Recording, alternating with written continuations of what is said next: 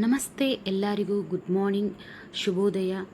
ಸೂರ್ಯ ನಮಸ್ಕಾರ ಮಾಡ್ತಾ ಒಂದು ಗ್ಲಾಸ್ ನೀರನ್ನು ಕುಡಿತಾ ಅಮ್ಮ ಟೆರೆಸ್ ಮೇಲೆ ಹಾಕಿರುವಂಥ ಗಿಡಗಳನ್ನ ನೋಡ್ತಾ ಇದೆ. ಯಾಕೆಂದರೆ ಅವ್ರಿಗೆ ಗಿಡಗಳು ಹಾಕೋದು ಅಂದರೆ ತುಂಬ ಇಷ್ಟ. ಟೆರೆಸ್ ಮೇಲೆ ಇದ್ದರೂ ಕೂಡ ಪರವಾಗಿಲ್ಲ, ಅವರು ಹಾಕಬೇಕು ಅಂತ ಹೇಳ್ತಾರೆ. ನೋಡಿ, ಮೆಣಸಿನ್ಕಾಯಿ, ವೀಳೆ ಎಲೆ, ಪಪ್ಪಾಯ, ಮ್ಯಾಂಗೋ ಎಲೆ ಹಾಕಿದ್ದಾರೆ, ಮಾವಿನಕಾಯಿ ಎಲೆ, ಎಕ್ಕೆ ಗಿಡ ಹಾಕಿದ್ದಾರೆ. ಹಾಗೆ ಅವರು ನೋಡಿ, ಇದು ಬಂದುಬಿಟ್ಟು ಮಲ್ಲಿಗೆ ಬಳ್ಳಿ ಅಂತಾರೆ. ಮಲ್ಲಿಗೆ ಹೂವಿನ ಬಳ್ಳಿ ಬರುತ್ತಲ್ವ, ಅದು ಸೀಸನ್ ಪ್ರಕಾರ ಬರುತ್ತೆ. ಇವಾಗ ಸ್ವಲ್ಪ ಸ್ವಲ್ಪ ಬರುತ್ತೆ. ಅಮ್ಮ ಹೊರಗಡೆ ಹೋದರೆ ಕಂಪಲ್ಸರಿ ಒಂದು ಗಿಡನ ತೊಗೊಂಡು ಬರ್ತಾನೆ ಇರ್ತಾರೆ. ಮುಂಚೆ ತುಂಬ ಇತ್ತು, ಇವಾಗ ಬಿಸಿಲು ಕಾಲ ಪ್ರಮಾಣ ಅದಕ್ಕೆ ಸ್ವಲ್ಪ ಕಡಿಮೆ ಆಗಿದೆ. ಎಲ್ಲರಿಗಿಂತ ಸರ್ಪ್ರೈಸ್ ತೋರಿಸ್ತೇನೆ ಬನ್ನಿ. ಬೇವಿನ ಎಲೆ ನಮ್ಮ ಮನೆ ಮೇಲೆ ತುಂಬ ಮೇಲೆ ಇರೋದು ಕಾರಣ, ಆದರೂ ಬೇವಿನ ಎಲೆ ಅಮ್ಮ ಹಾಕಿದ್ದಾರೆ. ಇದನ್ನು ಅಮ್ಮ ತುಂಬ ಚೆನ್ನಾಗಿ ನೋಡ್ಕೊತಾ ಬರ್ತಾ ಇದ್ದಾರೆ. ಏನಿಲ್ಲ ಅಂದರೂ ತುಂಬ ಇಯರ್ ಆಗಿದೆ. ಇದು ಏನಂತ ಹೇಳಿ ಎಲ್ಲರಿಗೂ ಗೊತ್ತಿರುತ್ತೆ. ಇದು ಬಂದುಬಿಟ್ಟು ಮನಿ ಪ್ಲ್ಯಾಂಟು, ಪ್ರತಿಯೊಬ್ಬರು ಮನೇಲಿರುತ್ತೆ ವಾಸ್ತುವಾಗಿ.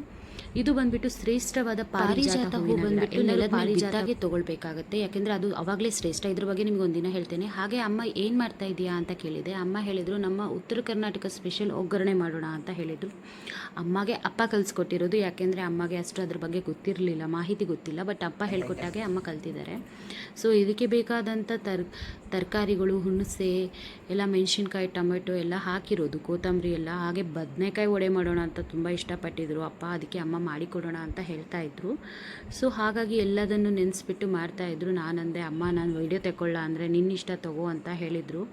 ಅಮ್ಮ ಓಕೆ ಅಂದ್ರಲ್ವಾ ಅಂತೇಳ್ಬಿಟ್ಟು ನಾನು ವೀಡಿಯೋ ತೊಗೊಳಕ್ಕೆ ರೆಡಿ ಆದೆ. ನೋಡಿ, ಇವಾಗ ಅಮ್ಮ ಆಯಿಲ್ ಹಾಕ್ತಾಯಿದ್ದಾರೆ. ಇದು ಬಂದುಬಿಟ್ಟು ಹೊರ್ಗಡೆ ಮಾಡ್ಕೊಂಡಿರೋವಂಥ ಅಮ್ಮನ ಕಿಚನ್. ಅಮ್ಮಗೆ ಒಂದು ಆಸೆ ಇತ್ತು. ಏನು ಆಸೆ ಅಂದರೆ ಹೊರ್ಗಡೆ ಒಂದು ಕಿಚನ್ ಮಾಡ್ಕೋಬೇಕು ಅಂತ. ಸೊ ಅವ್ರ ಪ್ರಕಾರ ಒಳಗಡೆ ಮಾಡ್ಕೊಳ್ಳೋಕ್ಕೆ ಒಳಗಡೆ ಒಂದಿದೆ, ಹಾಗೆ ಹೊರ್ಗಡೆ ಕುತ್ಕೊಂಡು ಮಾಡಬೇಕು ಅಂತ ಅವ್ರು ಒಂದು ಮಿನಿ ಕಿಚನ್ ಮಾಡ್ಕೊಂಡಿದ್ದಾರೆ, ಅವ್ರು ಕಸ್ಟಮೈಸ್ ಆಗಿ. ಸೊ ಇದು ಬಂದುಬಿಟ್ಟು ಹೊರ್ಗಡೆ. ಅಮ್ಮಗೆ ಯಾವಾಗಾದರೂ ಬೇಜಾರಾಗುತ್ತಲ್ವ, ಅವಾಗ ಅರ್ಲಿ ಮಾರ್ನಿಂಗ್ ಟೈಮಲ್ಲಿ ಈ ಥರ ಮಾಡ್ಕೊಳ್ತಾರೆ. ಸೊ ಈ ಟೈಮಲ್ಲೆಲ್ಲ ಈ ಥರ ಒಗ್ಗರಣೆಗೆಲ್ಲ ಹಾಕ್ತಾ ಇದ್ದಾರೆ ನೋಡಿ. ಆಯಿಲ್ ಒಂದು ಕಡೆ ಪಕ್ಕದಲ್ಲಿ ಕಾಯಿಸ್ಕೊಳ್ತಾ ಇದ್ದಾರೆ. ಅಪ್ಪಗೆ ತುಂಬ ಇಷ್ಟ. ಹಾಗೆ ಅಪ್ಪನ ಜೊತೆ ನಮಗೂ ಇಷ್ಟ ಆಗುತ್ತೆ ತುಂಬ. ಆಗಿ ಅಮ್ಮ ಚೆನ್ನಾಗಿ ಮಾಡ್ತಾರೆ ಅಂತ ನಾವು ಓಕೆ ಅಮ್ಮ ಮಾಡು ಅಂತ ಹೇಳಿದ್ವಿ. ಹಾಗಾಗಿ ಬೆಳಗ್ಗೆ ಮಾಡ್ತಾಯಿದ್ರು. ಇನ್ನೊಂದು ಖುಷಿ ಏನು ಅಂದರೆ, ಅಮ್ಮ ವೀಡಿಯೋ ಮಾಡ್ಕೊಳ್ಳೋಕ್ಕೆ ಪರ್ಮಿಷನ್ ಕೊಟ್ಟಿದ್ದಾರೆ. ಸರಿ ಮಾಡ್ಕೊ, ನನ್ನ ಮಿನಿ ಕಿಚನ್ ಎಲ್ಲರಿಗೂ ತೋರಿಸು ಅಂತೇಳ್ಬಿಟ್ಟು. ಸೊ ಅಮ್ಮಗೆ ಕೂತ್ಕೊಂಡು ಈ ಥರ ಮಾಡ್ತಾಯಿದ್ದಾರೆ. ಬಿಕಾಸ್ ನಮ್ಮ ಮನೆಗಳಲ್ಲೆಲ್ಲ ಹೊಲೆಗಳೆಲ್ಲ ಹಚ್ಚೋವಾಗಿಲ್ಲ, ಸೊ ಅಪಾರ್ಟ್ಮೆಂಟಲ್ಲಿ ಇರೋ ಕಾರಣ. ಸೊ ಹಾಗಾಗಿ ಅಮ್ಮ ಈ ಥರ ಮಾಡ್ಕೊಂಡಿದ್ದಾರೆ, ಮಿನಿಯಾಗಿ ಚೆನ್ನಾಗಿರುತ್ತೆ ಅಂತೇಳ್ಬಿಟ್ಟು. ನೋಡಿ, ಎಲ್ಲ ತರಹದ ಪದಾರ್ಥಗಳನ್ನು ಹಾಕಿಬಿಟ್ಟು ಮಾಡ್ತಾಯಿದ್ದಾರೆ. ಇದು ಬೆನ್ಸ್ಕೊಂಡು ಬಿಟ್ಟಾದಮೇಲೆ ಇದು ಸಣ್ಣಗೆ ಕುದೆ ಬರೋವರೆಗೆ ಅಮ್ಮ ಬ್ರಿಂಜಲ್ ಬದನೆಕಾಯಿನ ಕರೆಕ್ಟಾಗಿ ಕಟ್ ಮಾಡಿಬಿಟ್ಟು ಅದರಲ್ಲಿ ಮಸಾಲ ತುಂಬ್ತಾ ಇದ್ದಾರೆ. ಮಸಾಲ ತುಂಬಿಬಿಟ್ಟು ಎಣ್ಣೆದಲ್ಲಿ ಫ್ರೈ ಮಾಡ್ತಾರೆ. ಯಾಕೆಂದರೆ ಡೈರೆಕ್ಟಾಗಿ ಹಾಕಿದರೆ ಅದು ಕಹಿ ಅಂಶ ಬಂದುಬಿಡುತ್ತೆ. ಸೊ ಹಾಗಾಗಿ ಅದನ್ನು ಎಣ್ಣೆಯಲ್ಲಿ ಬಿಟ್ಟಾದಮೇಲೆ ಸ್ವಲ್ಪ ಅದು ಕಾಯ್ತಾ ಇರಬೇಕಾಗುತ್ತೆ ಸಣ್ಣ ಉರಿಯಲ್ಲಿ. ಸೊ ಇದು ಉಡ್ತಾ ಹೋಗ್ತಾ ಇದ್ದಾಗೆ ಅಮ್ಮಗೆ ಕೇಳಿದೆ, ಅಮ್ಮ ನಿನಗೆ ಯಾವ ಥರ ಇಷ್ಟ, ಇದು ಮುಂಚೆ ಯಾರು ಹೇಳ್ಕೊಟ್ರು ಅಂತ. ಹೀಗೆ ನಿಮ್ಮಪ್ಪ ಮಾಡ್ತಾಯಿದ್ರು, ನಾನು ಹಾಗೆ ಕಲ್ತ್ಕೊಂಡಿದ್ದೀನಿ ಅಂತ ಹೇಳಿದರು.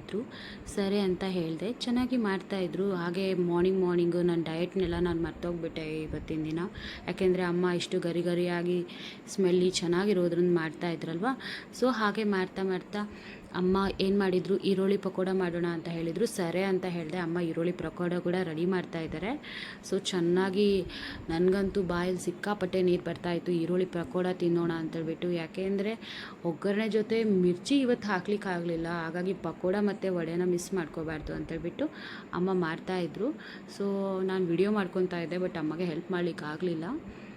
ಸೊ ಈರುಳ್ಳಿ ಪಕೋಡಕ್ಕೆಲ್ಲ ರೆಡಿ ಆಗಿದೆ. ಎಣ್ಣೆ ಕಾದ್ಮೇಲೆ ಇದರಲ್ಲಿ ಹಾಕ್ತಾರೆ. ಹಾಗೆ ನೋಡಿ, ಈ ಬದನೆಕಾಯಿ ಬಜ್ಜಿ ಕೂಡ ಆಗಿಬಿಟ್ಟಿದೆ. ಇವಾಗ ಪಕೋಡ ಹಾಕ್ತಾಯಿದ್ದಾರೆ. ಅಮ್ಮ ಹಿಟ್ಟು ಕಡಿಮೆ ಆಯಿತು ಅಂದೆ. ಇರಲಿ ಬಿಡಮ್ಮ, ಸ್ವಲ್ಪ ಟೇಸ್ಟಿಯಾಗಿರುತ್ತೆ, ಸ್ವಲ್ಪ ಕ್ರಿಸ್ಪಿಯಾಗಿ ತಿನ್ನೋಣ ಅಂತಂದೆ. ಸರಿ ಬಿಡು, ಹಾಗೆ ಮಾಡೋಣ ಅಂತ ಹೇಳಿದರು. ಸೊ ಅಮ್ಮ ಮಾಡ್ತಾಯಿದ್ದಾರೆ. ವೆದರ್ ಮಾತ್ರ ಮಾರ್ನಿಂಗ್ ಸಿಕ್ಕಾಪಟ್ಟೆ ಚೆನ್ನಾಗಿತ್ತು. ಏನಪ್ಪ ಇವ್ರ ಮನೇಲಿ ಮಾರ್ನಿಂಗ್ ತಿಂತಾರ ಅಂತ. ಸೊ ಅಪ್ಪಗೆ ಸ್ವಲ್ಪ ಹೆಲ್ತ್ ಅಪ್ಸೆಟ್ ಇರೋ ಕಾರಣ ಮನೇಲಿ ಮಾರ್ನಿಂಗೇ ಬ್ರೇಕ್ಫಾಸ್ಟ್ ಮಾಡಬೇಕಾಗತ್ತೆ. ಬಿಕಾಸ್ ಅವ್ರು ಸ್ವಲ್ಪ ಮೆಡಿಸನ್ ತೊಗೊಳೋದಿರುತ್ತೆ. ಸೊ ಡಾಕ್ಟರ್ ಸಜೆಷನ್ ಮೇಲೆ ನಾವು ಮಾರ್ನಿಂಗೇ ಬ್ರೇಕ್ಫಾಸ್ಟ್ ಮಾಡ್ತಾಯಿದ್ದೀವಿ. ಸೊ ಇದೇ ಇಂತಕ್ಕೆ ಮಾಡ್ತಾಯಿದ್ದೀವಿ, ಆರಾಮಿಲ್ಲ ಅಂತೇಳ್ಬಿಟ್ಟು ಆಯಿಲ್ ಫುಡ್ ಅಂತ ಅಂದ್ಕೊಬೇಡಿ. ಅವರು ಲಿಮಿಟಾಗಿ ತಿಂತಾರೆ.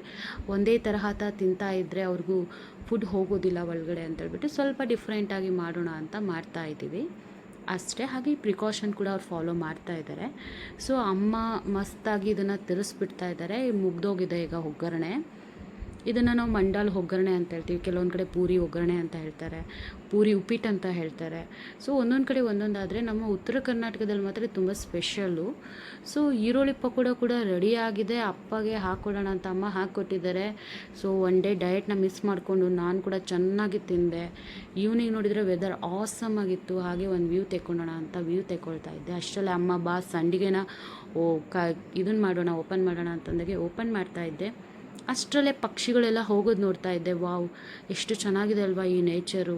ಪಕ್ಷಿಗಳು ಎಲ್ಲ ಕೆಲಸ ಮುಗಿಸ್ಕೊಂಡು ತನ್ನ ಗೂಡಿಗೆ ತಾನು ಹೋಗೋ ಹಾಗೆ ಎಲ್ಲರೂ ಮನೆಗೆ